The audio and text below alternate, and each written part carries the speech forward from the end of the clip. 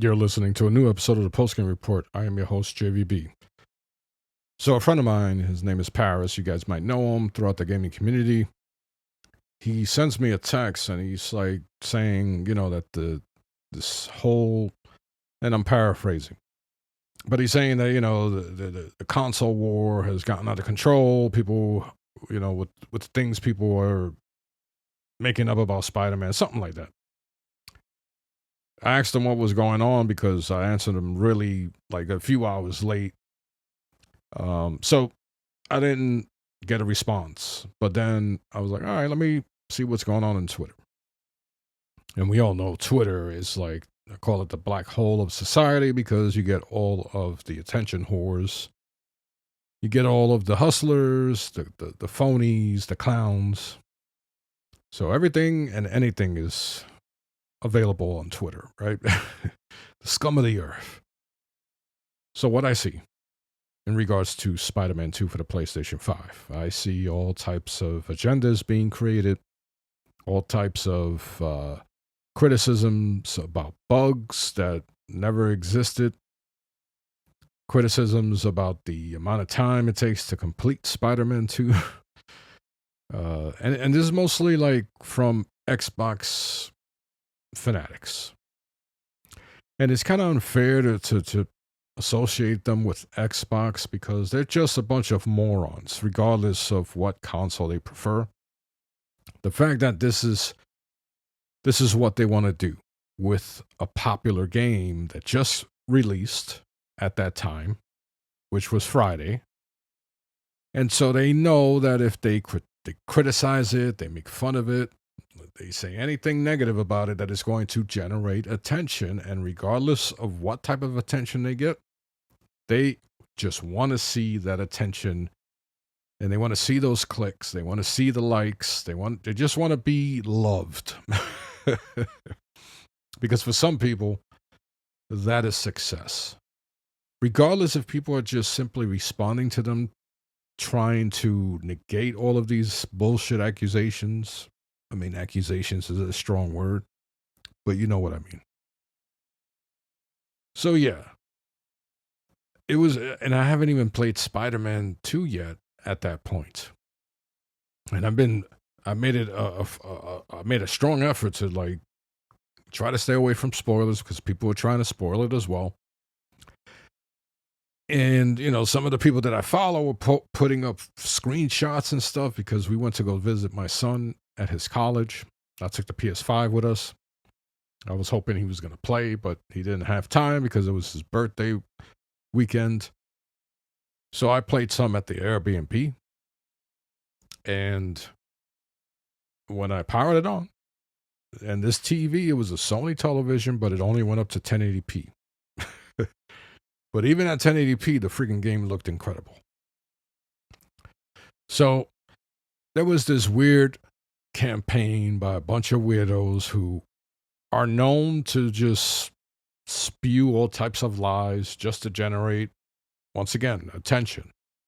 Some of them have the check mark, the blue check mark that you can pay for. And if you qualify, you can monetize your clicks and stuff like that. I don't know. You can monetize yourself in some way on Twitter. I don't know how it goes. So now you see a bunch of, the weirdos are ramping it up. And I talked about that a few episodes ago. So I finished Spider-Man 2. I finished it last night. And so I'm going to give a brief review without spoilers. So I'll get the negatives out of the way. I did run into some situations where I had to restart from the last checkpoint. So let me explain. And thankfully, the few times, I believe it only happened twice, thankfully it was at the very beginning of a scene. So let me just describe what happened in one of them, right? So a cutscene just finished. I start my mission, and I'm supposed to let the fucking motorcycle go by anyway, if you heard it. So And no, I'm not podcasting outside. That's just how loud Queens is. So I start my mission. As you can tell, the fucking motorcycle just distracted me, took me out of my flow. Start the mission, I beat up some enemies, and I'm supposed to break through some door. Now, I don't know if it was a me issue, because I was supposed to hit the left trigger and I believe square for Miles Morales. I didn't see that pop up, so I was trying all kinds of shit. And then I just restarted from the checkpoint, the last checkpoint. It started me right near where I beat up the enemies. And then for a brief moment, I see the prompt to hit L1 and the square button. It also happened in another scene where, I don't know, something wasn't activating or something like that. So thankfully, it was only 2 times. There was another 2 times where my game crashed as I was playing it. So there is some issue where there needs to be a patch by Insomniac, because I'm sure I'm not the only one who went through this. I'm very fortunate that the PlayStation 5 is so fucking fast when loading its games that even though I had a few crashes, it booted up right away. There was another time there was one time where I rebooted the game myself. It wasn't a crash, but I rebooted myself. Instead of going from the last checkpoint, I rebooted the game completely. But I'm very thankful that it's not like the old days where you had to wait a bunch of freaking minutes to reload your game and then to reload your last checkpoint or your last save. So those were the negatives. Thankfully, they weren't game breaking. Thankfully, it didn't totally erase my freaking file. Now, I wouldn't have been too pissed off because when it happened, I wasn't too far into the game. And I would have most likely, with certainty, enjoyed doing it all over again. So let's go to the pluses. Let's go to the positives. First of all, this is a Spider-Man game through and through. The characters, the relationships, the enemies, everything feels like a Spider-Man comic should feel. The story, and I say stories because there were some intertwining story arcs, as well as some side missions that were totally on their own. This game was extremely well written. The story was paced perfectly. And if you played the first Spider-Man on the PlayStation 4, you will know what I'm talking about when it comes to emotional scenes that affect these relationships. Now, I'm not going to name names. I'm not going to say spoilers. But when you begin playing Spider-Man 2, if you haven't already, number one, there's an element of the game, and we all know that Venom is in it. Why and how Venom is in it, that's a whole different story. And that was, for me, the most intriguing part of Spider-Man 2 was how did this whole thing come together? Why is Venom in the fucking game? And we all know the history of Venom. It's a symbiote from outer space, and someone found it, and then somebody else found it after it was taken off, Peter Parker and blah, blah, blah. That's as far as I'm going to get with Venom and the story, because I don't want to give any spoilers. But let's just say that Venom lives up to the freaking name. Everything you've read in the comics, every movie you've seen with Venom in it, they did not stray away from the viciousness and the power and the intimidation that is Venom. And then Craven the Hunter. That dude was freaking badass. He is a badass villain. So whoever did the voice for Craven, and I should have looked that up beforehand, he did an amazing freaking job as Craven. And then the facial animations. I mean, I'm looking at this guy, Craven, and he's making these subtle facial animations. He has this smirk. And you're like, you got to remind yourself that this is a freaking game you're looking at.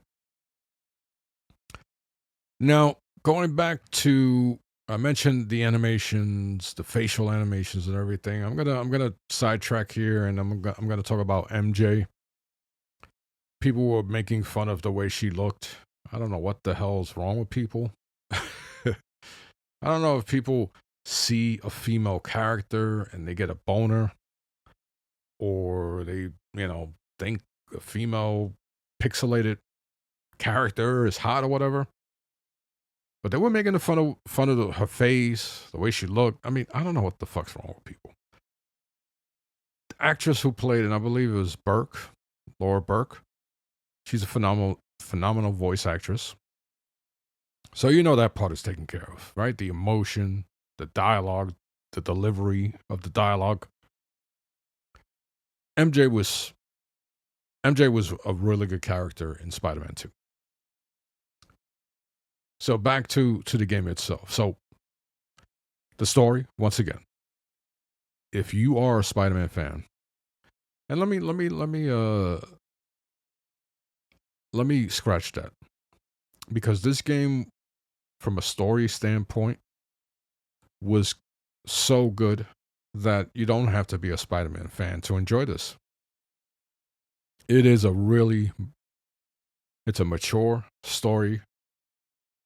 It's not one of these dude bro stories, and characters are not annoying. It was well put together. Now, visuals. The visuals look great. As I told you, I played on a 1080p TV. Then when I got home, I went back, I'm home now. We started playing on my Sony TV that has 4K, 120 hertz, VRR, all of that good stuff. And even though I was playing at fidelity mode with VRR, and it's supposed to give you a 40 frames per second, it felt like I was playing at 60 frames per second. It's weird. The freaking, because you can tell the difference between 30 and 60 when you switch them back and forth. But in this other mode, when you unlock, 120 hertz and VRR, it is so freaking smooth. And the visuals, the freaking, all the fancy words they like to use, the ray tracing and all of that was there. It was pretty freaking flawless visually. You see the power of the PlayStation 5 when they make a game dedicated to that PlayStation 5 hardware. You see the difference. You see the jump from the PlayStation 4 to the PlayStation 5. The city was lively. The traffic in New York City is legit. Even in Queens, I mean, you can hear sirens right now. Even in Queens, there's traffic. There's pedestrians all over the freaking place. And that's how it is in New York City. It is congested as shit. And then there was so much going on with lights and action. I know that sounds funny, but the speed at which things were moving and all of the freaking particle effects. And the game never once stuttered. Not that I've noticed. I'm sure if you go to fucking Digital Foundry and they say in this particular scene it dropped one frame, I'm sure somebody's going to use that as some type of negative because they're fucking morons. Anyway, all of that action, and there were no obvious slowdowns. There were, because of my brain injury, there were a lot of times I had to turn away when there was a lot of freaking bright and fast things going on, which was aplenty. which happened very often. And then there were some times where loud noises were going on and I had to freaking lower the TV. So visually, this game is beautiful. It's beautiful, gameplay wise. Everything is fucking smooth, responsive. I mean, I know people love to give ratings, right? So what I'll do is as I'm going along with some of my key points that I remember I wanted to say, and I started off with the story. Story, I'm going to give it a 10. Visuals, I'll give it a 9. Gameplay, a 10. Because the gameplay was, once again, the traversal, the flying, web slinging, the combat, everything was smooth and precise. So that gets a 10. Sound, you get a 10 because you're really you're accurately representing New York City. So I played for about 20 minutes with my headphones on, and I got some pretty good gaming headphones, and I heard things I couldn't really hear through the TV speakers. So I need to play it again with these headphones a lot longer to really get the intricacies of all the sounds. So because I didn't play with my headphones on throughout the entirety of the campaign, I'm not going to give it a perfect 10. I should take that 10 back and say it was a 9.5, because I'm sure once I get to play the game and with my headphones and I can hear all the freaking fine details, I'm sure it'll go back to a 10. So we have story a 10, visuals a 9, gameplay a 10, audio a 9.5.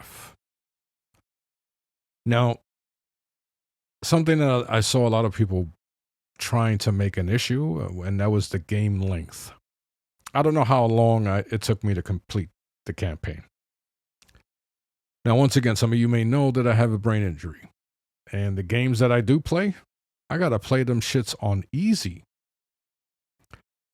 There's a scene, there was a boss fight that if I didn't have the shit on easy, I don't know how I would have fucking... I even on easy, I thought I was going to lose. Because I was getting my ass kicked. There was too much going on, meaning I had to do too much at one time. Jumping, dodging, fighting, swinging. I mean, doing all kinds of crazy shit. And I don't want to say who it was against. But I was getting so frustrated, and my wife was like, "What's going on?" And I'm like, "There's too much fucking going on. I'm forgetting the buttons. I just played for like over, double-digit hours, and now I'm forgetting all the freaking buttons because my mind can't process everything as quickly as I'm trying to process." Thankfully, the fucking boss fight ended. Because I was like, yo, I might have to either stop playing right now and just wait for my son to get home from for Thanksgiving so he can fucking finish it. Or, thankfully, because of the PlayStation 5 and the PlayStation Network, I have a friend finish it via share play or remote play. Anyway, that's, I'm throwing a little sarcasm there. But yeah, there was some issues, but that was me, with timing, too much action, too much lights, too many flashing lights, too many things to remember. Actually, it was another boss fight, but it wasn't as bad, but I was getting my ass whipped because even on easy, I was like, yo, I can't freaking process everything this fucking fast. So I would say it took me over 30 hours to complete the campaign. I would say so. Now, there's a bunch of shit I have left, a bunch of side quests, a bunch of, with the first Spider-Man, you had things, like, let's say secret bases for an enemy that you had to clear out. I have a bunch of those left. So I still have a bunch of hours left with Spider-Man 2. I just wanted to get through the campaign because that's how that's how much of a grip it had. I didn't want to stop playing this game. And it's rare that though there's a game that does that to me nowadays because of my attention span and the issues I have. So not every game I'm willing to fight through a lot of the things that give me headaches, that make me nauseous, get me dizzy. But there are some games like The Last of Us 2, Spider-Man 2, God of War Ragnarok, those games, Forza 7, those games, I'll fight through that. Because these type of games don't come around that often. And I've been playing games for a very long time, you know, way over 40 years. So I know damn well when you get these masterpieces like Spider-Man 2, they don't come around a lot. They don't come around often. And when they catch you, like the story did for Spider-Man 2, it locks you in. And you got to keep going. So let me see. I covered the story. I covered visuals. And I will say about the visuals and the characters, man, they did a really good job once again with the facial expressions. I mean, when Miles was talking to his mom, there was a scene where, and I'm not gonna say what the scene was about, but her facial expressions were like, holy shit, this is like watching a damn TV show or something. So Insomniac did an amazing job, and all of the developers, they did an amazing job with these characters, making them feel a little more lifelike than they did in Spider-Man, in the first Spider-Man and Miles Morales. It's Insomniac and the PlayStation 5. You see the quality. You get quality. I'm not going to name other consoles, but this is why the PlayStation brand is where it's at right now. So there's no reason, if you call yourself a gamer, and you guys know how much I hate using that fucking word, but a lot of people like to throw it around. Even those people who are not actually playing video games, those females that are posing with controllers, conveniently showing their feet behind the controller, and then like, I'm playing video games, and the simps flock to them, and meanwhile it's a fucking dude. Anyway, I'm talking shit. So if you say you love video games, there's no reason why you can't be playing Spider-Man 2. Now, PlayStation 5 is an expensive product. Even the discless one. You're talking about $399. So video games is an expensive hobby. It always has been. It will always be an expensive hobby. When you want the tech to play the games that you demand, you want games to look better, you want games to play better, you need the tech behind it. And most importantly, you need the creative people behind it. And those people need to get paid. This is why when the argument about Game Pass being the future, I was like, no, it's not the fucking future. People need to get paid to create these masterpieces. And the companies, they're going to put that burden on the consumer. Yes, the publisher is paying these developers, but guess what? Where the bulk of that money comes from? The sales from us. Even a powerhouse like Microsoft, who is $1 trillion company, they are feeling the effects. So, yes, the PlayStation 5 at $400, that is a freaking chunk of change that a lot of people cannot simply plop down at a whim and say, yeah, I'll buy me a PlayStation 5 right now. And then pay $70 for Spider-Man 2.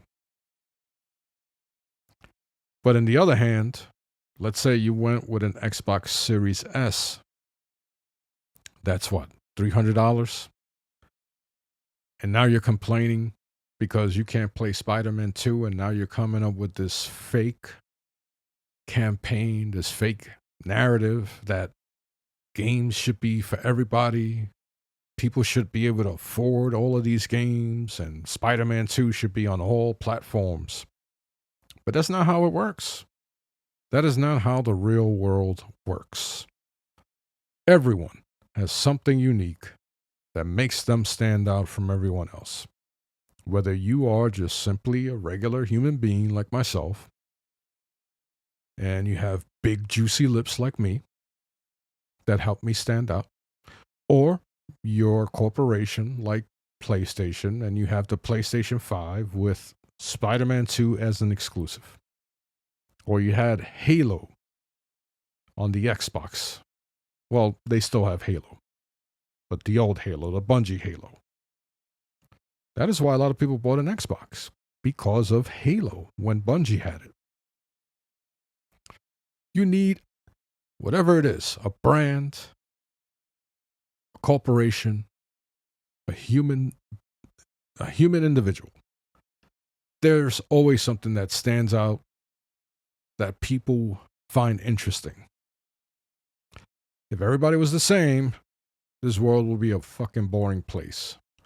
So for people to say, oh man, I can't afford a PlayStation 5, but I would love to play Spider-Man 2. Why isn't it free on Game Pass? It's not free. You're still paying a subscription. If it was on the PlayStation Network, you would still be paying a subscription. And it would not be yours. It's like leasing a car. You are leasing a car for hundreds of dollars a month. And when that lease is up, you got to give the car back. And most of the time, you got to pay them to fucking take the car back. You got to pay a damn return fee. So, the fact that you say you love a hobby and you refuse to, quote unquote, betray the brand that you love, that's comical. Because the brand that you are claiming you're going to betray, that brand doesn't love you, doesn't give a fuck about you. Because once you stop paying for their subscription, or once you stop buying their titles or their hardware, or better yet, the moment they have your money, they stop giving a fuck about you. Until the next month when they have to take your money again. And that goes for PlayStation, that goes for Xbox, Nintendo, Ferrari, not that I own one. Your local supermarket. Money is the driving force behind all of this shit. Whether it's a video game console, whether it's a publisher, and this nonsense needs to stop. This bullshit about, oh, I'm loyal to Xbox, I'm loyal to PlayStation or Nintendo. Cut the shit out. You guys sound fucking stupid. There's one thing to troll other people, and you know you're trolling, and you guys are just shooting the shit, dissing each other, but not taking it personal. Trash talking, because that's what it's called, trash talking, right? But we call it trolling in the video game space. But then there's another crowd that seems to have grown like not tumbleweed, but like weeds in a garden. You get these fanatics who just create like 30 fake accounts, and then they bombard your feed by commenting on something that they don't like, that you might have said, and they're using all 30 of those accounts to talk amongst each other. It's the fucking weirdest thing. I'll give you a quick example before I wrap it up. The other day I was talking about Spider-Man. I made a post about Spider-Man 2, and I said that the storytelling in Spider-Man 2 is impeccable. Some fucking dipshit comments on that and says, "Oh, you should be playing the game instead of console warring." And then he called me some name, and I'm like, "What the fuck?" So I called him a fucking retard. I know some soft individuals don't like that word. Well, go fuck yourself if you don't. So, yeah, I called him a fucking retard. He never answered back, so I guess, I don't know. Either he blocked me or tried to report me. Who the fuck knows? I don't give a shit. And then today, because I didn't mention any other console, I just fucking complimented a game that I was playing. And I posted a shitload of screenshots too. And then today, somebody joked around about Xbox. This guy, he jokes around. He owns a fucking Xbox X, Series X. And he put a funny photo. And so I put a laughing meme or GIF. Put a laughing GIF. Some weirdo comments calling me like some name saying, oh, blah, blah, blah, fake neutral, whatever. So I told him, hey, man, you're giving off bitch vibes or bitch energy. And then he's in like a span of 30 seconds, he had like 4 tweets about me. So I was like, yeah, you proved my point, bro. You're giving off bitch energy. Then he got all tough, saying I would have said it in his face. I was like, whatever the fuck, bro. So even though you don't make fun of a specific console, people will just flock. They'll flock to your feed and say, oh my God, you're talking about this console badly. And it's like, no, I wasn't. I was complimenting a game that I'm playing. I received 2 comments like that. By complimenting Spider-Man 2, some random weirdos came out of nowhere and said I was talking badly about Xbox. It's the fucking funniest shit, and people need to stop. But anyway, I'm going to wrap it up. Spider-Man 2 on the PlayStation 5. It's a phenomenal game. I can't wait to go back and finish, try to get the platinum if I can. It's a phenomenal game, and I cannot wait for my son to get home for Thanksgiving and play it for himself. I haven't told him shit about the story because I want him to experience it on his own. There are some wow moments. So enjoy it if you haven't played it yet, or if you are playing it.